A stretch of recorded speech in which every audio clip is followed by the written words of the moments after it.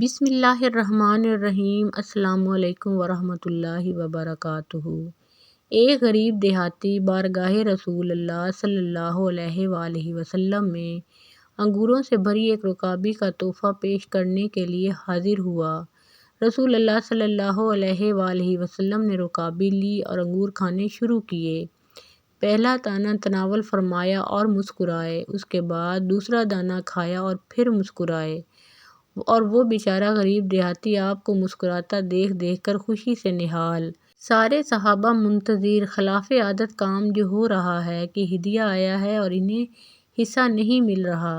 رسول اللہ صلی اللہ علیہ وآلہ وسلم انگوروں کا ایک ایک دانہ کر کے کھا رہے ہیں اور مسکراتے جا رہے ہیں۔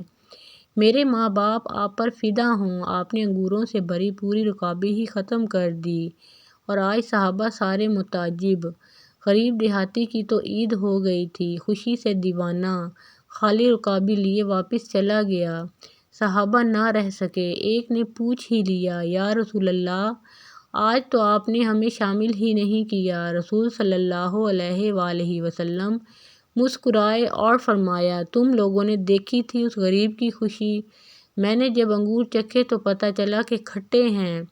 مجھے لگا کہ اگر تمہارے ساتھ یہ تقسیم کرتا ہوں تو ہو سکتا ہے تم میں سے کسی سے کچھ ایسی بات یا علامت ظاہر ہو جائے جو اس غریب کی خوشی کو خراب کر کے رکھ دے۔ اور بے شک آپ صلی اللہ علیہ وآلہ وسلم اخلاق کے بلند ترین درجہ پر ہیں۔